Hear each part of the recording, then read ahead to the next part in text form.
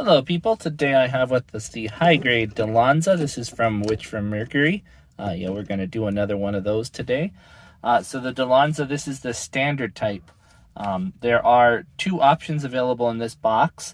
I'll show those on the screen. There's the standard type and Lauda's Dilanza. I'm going to go ahead and rebuild it into Lauda's Dilanza after we get through articulation and the like. But for now, let me go ahead and just get started on the write-up. With the Dilanza, Jeterk Heavy Machinery set out to develop a cumulative universal design. By modifying each element of standard mobile suit design, they arrived at a new standard, a perfect balance between power output and durable armor. To compensate for the Dilanza's diminished mobility due to its large frame, it is equipped with high output thrusters and hovering units. This development process, which sought to eradicate every possible weakness of the MS by adding countering elements, could be seen as overkill. However, it produced an MS with balanced capabilities. As a result, the all-purpose Dilanza is Jeterk's most well-known MS. The Astacacia School of Technology's Jeterk House is home to several Dilanzas, and the House Deputy's leader, Lauda, even has a custom MS of its own. Of course, there are other write-ups concerning the beam torch rifle, shields, and Vulcan, but we'll go ahead and get to those in a little bit. For now, let's go ahead and take a look at this unit. So just a while back, I actually did the Guel's Dilanza review. So that's that nice purple shade one. This one is the mass production version, basically. So you can see it's not as out there in design. It's much more standardized, where you have that kind of Zaku one-sided shield. You know, it's not as flashy. It doesn't have that big feather-looking thing. It's just what it is. It only comes with the rifle and this guy here, whereas that other one had the big partisan. But let's go ahead and check out that articulation. I know we did it with the other Dilanza, but you know, we have that head, the ball joint on the head. This one doesn't seem to be as flexible as the other, and I think that's because something I did. There we go. There we go. Maybe I pushed it in too far, something like that. But double ball joint, so one up in the head and one in the body. Going onto the shoulder. So you have, similar to the other, you have that outside one that can move up and down. The inside one can do the same, up and down. Inside the body, there is a piece of a joint right here that can move in and out, as well as the ball joint. So you get lots of dynamism here. You get 2 points of articulation at the elbow, which allows for a lot of flexibility there. Very cool. And I forget how this one was attached, but I believe it's a rotation inside here that pegs into the bottom, and that middle sandwich piece isn't actually an articulation point, it's just sitting on there. But you have a ball joint inside here, like here, and that, so you have that ball joint right here, and that allows you to rotate that any way you need to. Lots of capability on this one for posing. It's surprising. On the front, you get the flip up front skirt. You can split that one if you wanted to. I did not. No drop down on the hip, but just the inserted pegs here. You can move those up, back, left, right, however you like. There is some limitations on that armor. It is very bulky armor after all. 2 points of articulation at the knee, of course. You get quite a lot out of that one. And then on the back, I forgot, this one is a C-clip that mounts to the inside of the waist there, and then 2 hinge joints here. So you can get those to move quite a bit. Back to the knee, like I said, 2 points of articulation at the knee, which allows you to get quite a lot out of it.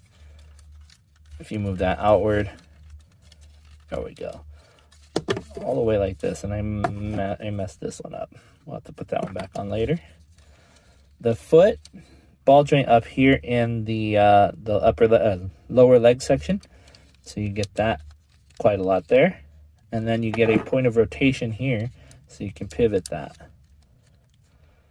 And that allows for some pretty interesting and expressive poses for how large that leg is. And then you do get a toe bend. Very slight, but still, that's pretty impressive for the size and bulk of this thing. Let me go ahead and put this back together. And then, of course, we have the articulation here at this section on the shoulder that moves around a peg like that. Actually, you can move that up and down too. I forgot. You can do that on this side as well. There's the weapon I just dropped. That one hinges on that same point of articulation. And of course, you can move that around as you'd like. But it is just a peg that goes in here. You can swap it on this side. Just remove that peg there. So like the other Dilanza, you can mount the beam torch in this side over here. And you have, of course, the mountable rifle. This one did not come with replaceable magazines. I'm not sure why that is. But you do have 2 of them in the other set, so you can swap them out if you like. Of course, for extras, we do get the beam effect for that torch. And let me show you what else we get. These are the parts to convert this guy into the, what's his name? Lauda. So Lauda has some special shield parts, and these go on each of his shoulders. So this one slides onto this one here. This one gets used in place of this one, and it just actually plugs in where this one comes off. So you got that there, and then this just replaces it. So it's nice and easy there. Of course, this one will plug into there. I think I mentioned that. You get a really, really big, heavy axe, which is super cool. They show it on the box art with having a yellow trim. I'm not sure if that's a heat axe or if that's just what color it was. We also get another antenna blade. It's sort of reminiscent for the other one, the purple one. Very cool beetle-like, dynastid beetle-like horn. And then a huge antenna for the back. And that one I'm assuming is for like broadcasting, communications, whatever you'd like. So this is what it would look like in the Lauda's configuration. It looks really cool with that antenna. That big, huge axe is really nice too. I do wish that they would stop doing these circular forms for their holding. I know it's so that you can move it freely, but if it was rectangular, you know, it could still slide up and down, or even square so it could lock in place somewhere. Still, it is what it is. So we'll have him like this as I do the size comparison. Here he is standing beside the high-grade Gundam base, GBN base Gundam. I'm never going to get that right, ever, not ever once. And since it is a high-grade Witch from Mercury kit, we might as well show it with the other version of the Dilanza that I have built. That is the Guel's Dilanza. You can see the ostentatiousness of this one with those over-the-top shields, those big claw in the that big claw in the back, and this way over-the-top antenna, versus this one, which is still over the top, but yeah, no, he did it up with that one for sure. These high grades are all in 1/144 scale.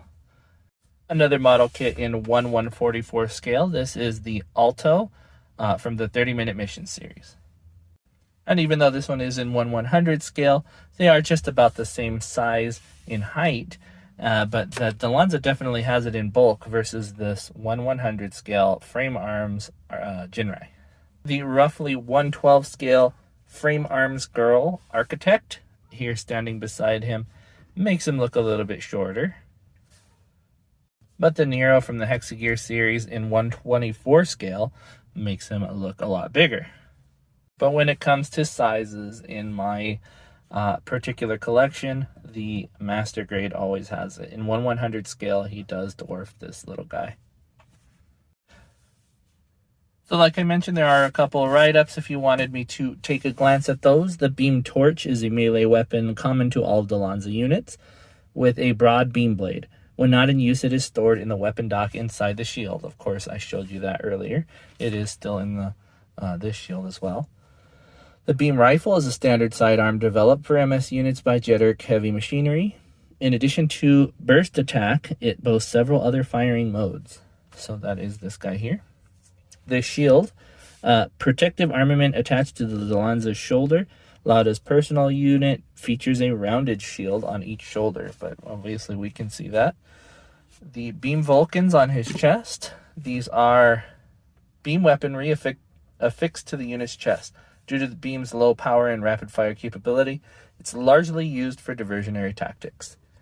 And then lastly, the large heat axe. So it is actually a heat axe. That one says, one of Dilanza's optional armaments, its thermal weapon is one of Lauda's personal favorites. Its thick, massive blade is large enough that it can be used as a shield. So that's pretty fascinating. I don't know if I would use my weapon as a shield, but I mean, they do it in Monster Hunter, don't they? But in any case, that is what we have as far as the unit. Now, my opinion on this one is that it is a great unit. It is actually, I think, a better buy than the Guel's version, because, of course, you get the options to build it as the generic or as the Lauda's unit. These shields are also interchangeable with other ones, so you can swap these out for the other units if you wanted to make your own custom version of the Dilanza. Say you wanted to have the two shields and you still wanted to have the normal antenna, you can do that. If you wanted to swap out this shield for one of those, you can do that too. If you don't want this silly antenna looking thing here, fin, I don't know what you would call that, but whatever you want to call it, you can swap that out. You know, it's a pretty cool thing. And then of course you have it in other colors as well. So you have that purple color or this green. There is also one in black that I do own. I just haven't built yet, but that one is out as well. So I mean, we'll be able to see what it looks like in black as well soon. The price, I think it was $24.99. I bought it for a pretty high price, actually. I think I've seen it as low as $16.99, but this one is a rather bulky unit, and I think $20 is a reasonable price. I overpaid, obviously.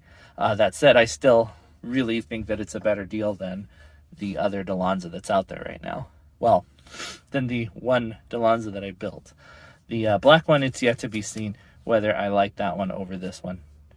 As far as in terms of looks, I think it definitely has it.